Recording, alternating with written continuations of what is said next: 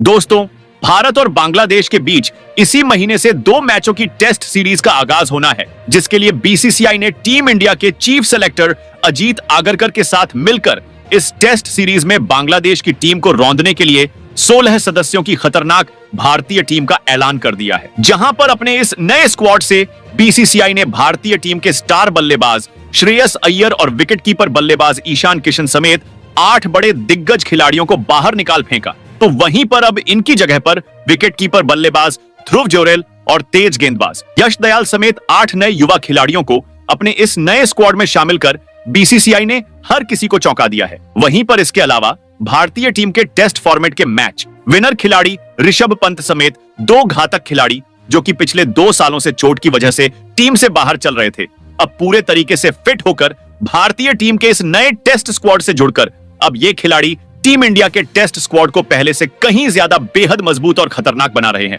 तो अब ऐसे में बांग्लादेश के खिलाफ खेले जाने वाले इस टेस्ट सीरीज के लिए भारतीय टीम की प्लेइंग 11 में भी होंगे कई भयंकर हैरान कर देने वाले बड़े बदलाव, जिसे देख बांग्लादेशी टीम के बने नए कप्तान नजमुल हुसैन शांतो समेत पूरी बांग्लादेश की टीम के छूटेंगे पसीने। जी हां दोस्तों, आपने बिल्कुल सही सुना। जैसा कि आपको पता है, बांग्लादेश की टीम अभी पाकिस्तान को उसी के घर पर टेस्ट सीरीज में हराने के बाद टीम इंडिया से टेस्ट सीरीज खेलने आ रही है। तो ऐसे में अब बांग्लादेश टीम की नजरें भारत के खिलाफ टेस्ट सीरीज में जीत दर्ज कर इतिहास रचने पर होगी। जी हां दोस्तों, बांग्लादेश की टीम ने पाकिस्तान को उसी के घर पर 2 मैचों की टेस्ट सीरीज में 2-0 से कुचलकर इतिहास रचा था।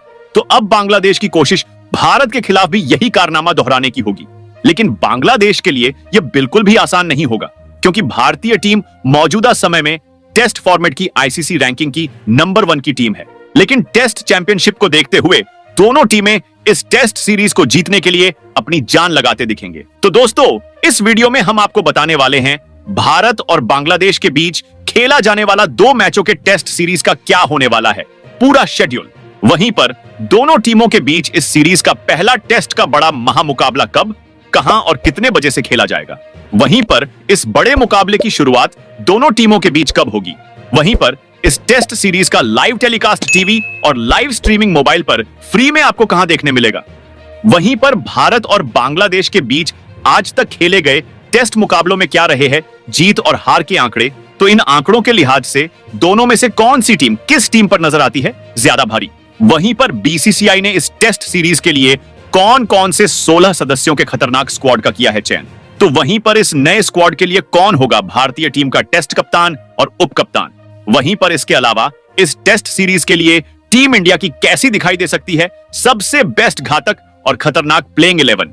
इसके अलावा भारत और बांग्लादेश के बीच खेले जाने वाले इस टेस्ट सीरीज से जुड़ी हुई कई जरूरी और बड़ी बातें, जिसे जानना आपके लिए बन जाता है बेहद जरूरी। लेकिन उससे पहले दोस्तों, आप हमारे वीडियो पर नए हो तो भारतीय टीम से जुड़े हर छोटे बड़े बदलते अपडेट से अपडेटेड रहने के लिए चैनल को सब्सक्राइब, वीडियो को एक लाइक और शेयर करना बिल्कुल ना भूले। तो दोस्तों, सबसे पहले बात करते हैं भारत और बांग्लादेश के बीच खेले जाने वाले इस 2 मैचों के टेस्ट सीरीज के पूरे शेड्यूल से। तो दोनों टीमों के बीच का पहला टेस्ट का सुपरहिट मुकाबला 19 सितंबर से 23 सितंबर तक चेन्नई के एमए चिदंबरम स्टेडियम में। तो वहीं दूसरा टेस्ट का महामुकाबला 27 सितंबर से 1 अक्टूबर तक कानपुर के ग्रीन पार्क स्टेडियम में भारतीय समयानुसार सुबह 9:30 बजे से खेला जाएगा।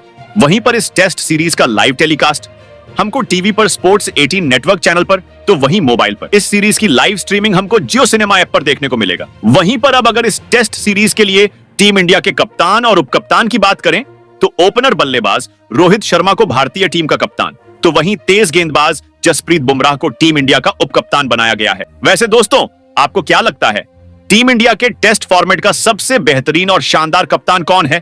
वहीं पर दोस्तों, इस 2 मैचों की टेस्ट सीरीज में बांग्लादेशी टीम के परखच्चे उड़ाने के लिए बीसीसीआई ने जिन 16 सदस्यों की खतरनाक स्क्वाड का चयन किया है, उस खतरनाक स्क्वाड की बात करने से पहले आपको बताते हैं क्या है इंडिया और बांग्लादेश के बीच आज तक खेले गए टेस्ट मुकाबलों में जीत और हार के आंकड़े। तो अब तक ये दोनों ही टीमें टेस्ट फॉर्मेट के इतिहास में 13 बार आमने सामने आ चुकी है, जिसमें भारतीय टीम ने 11 मुकाबलों में बांग्लादेशी टीम को हार का स्वाद चखाया है।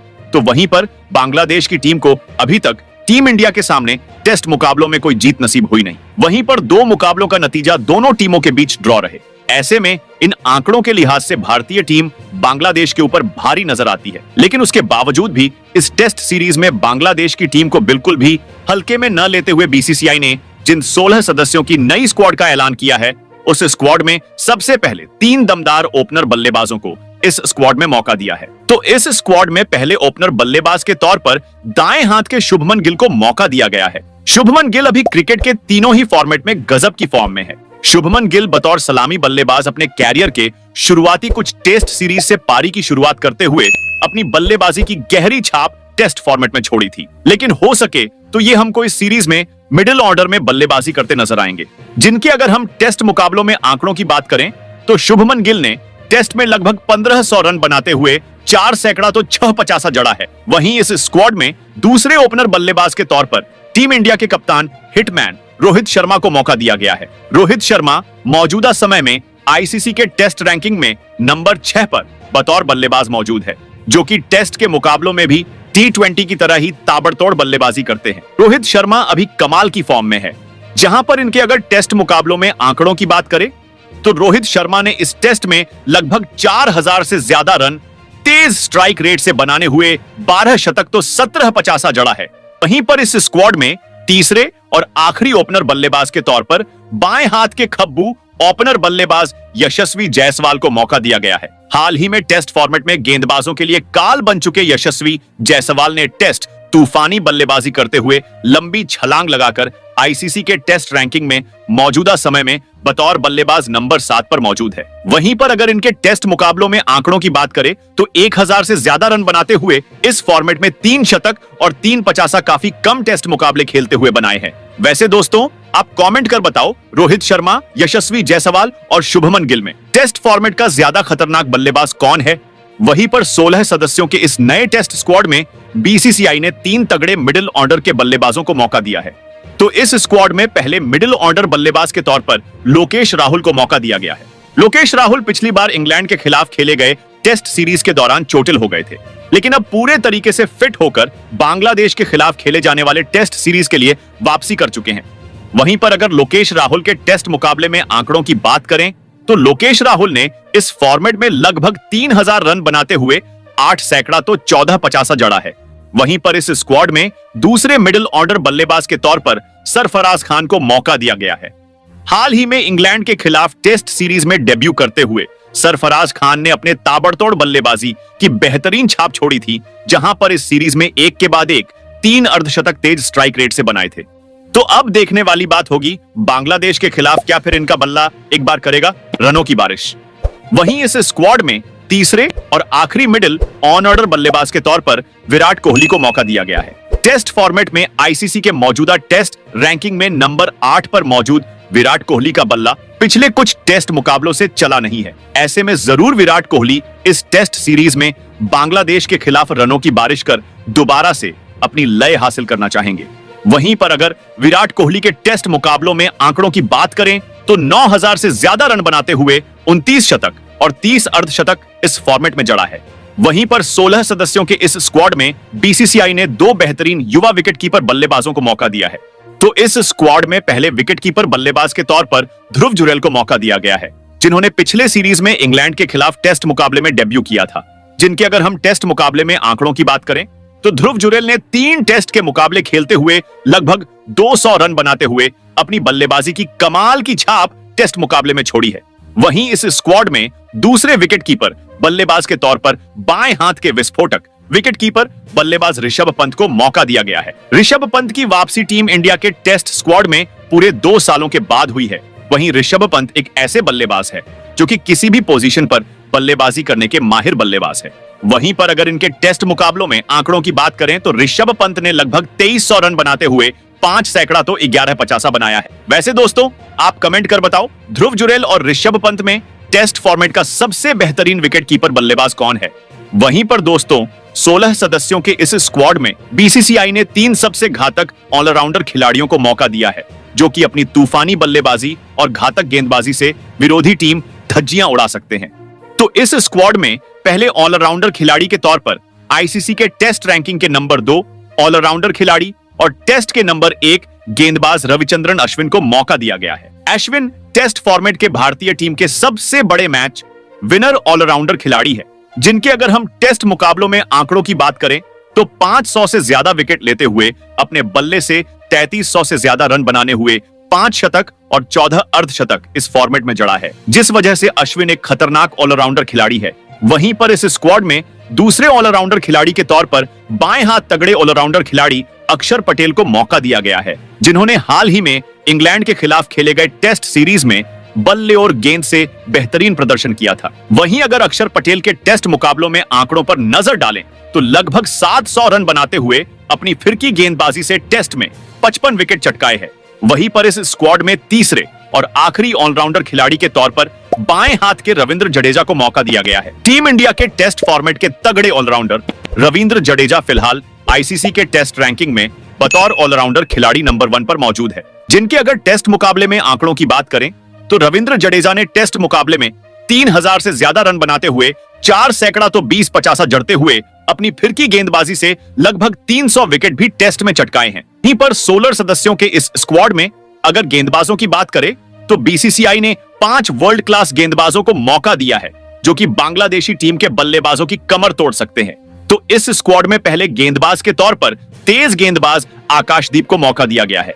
आकाशदीप ने पिछले टेस्ट सीरीज में इंग्लैंड के खिलाफ टेस्ट मैच में डेब्यू किया था, और क्या कमाल का डेब्यू इनका टेस्ट में हुआ था, जहां पर पहले टेस्ट मुकाबले में डेब्यू करते हुए आकाशदीप ने 3 विकेट लेकर टेस्ट फॉर्मेट में अपने करियर की शुरुआत बेहतरीन अंदाज में की थी। वहीं पर इस स्क्वाड में दूसरे गेंदबाज के तौर पर टीम इंडिया सबसे घातक तेज गेंदबाज जसप्रीत बुमराह को मौका दिया गया है, कि मैच के किसी भी सिचुएशन में गेंदबाजी करते हुए विकेट चटकाने के माहिर गेंदबाज माने जाने जाते हैं, जिनका मौजूदा फॉर्म भी कमाल का रहा है। पर अगर इनके टेस्ट मुकाबलों में गेंदबाजी के आंकड़ों की बात करें तो बुमराह ने 160 से ज्यादा विकेट निकालकर टेस्ट क्रिकेट में काफी कम समय में ही कई नए कीर्तिमान बनाकर हर किसी को चौंकाया है।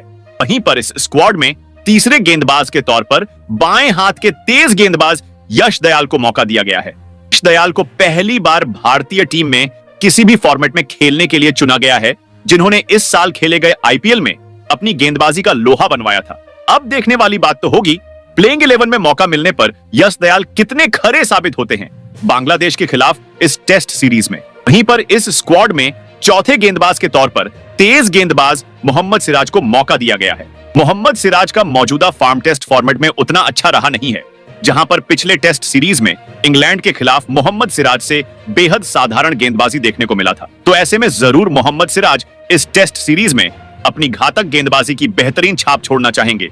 वहीं पर मोहम्मद सिराज ने अब तक टेस्ट फॉर्मेट में 75 से ज्यादा विकेट चटकाए हैं। वहीं पर इस स्क्वाड में 5वें और आखिरी गेंदबाज के तौर पर तगड़े स्पिनर गेंदबाज कुलदीप यादव को मौका दिया गया है, जिनके अगर हम टेस्ट मुकाबले में आंकड़ों की बात करें तो कुलदीप यादव ने महज 12 टेस्ट के मुकाबले खेलते हुए 53 से ज्यादा विकेट लेकर इस फॉर्मेट में अपनी गेंदबाजी की गजब की छाप छोड़ी है।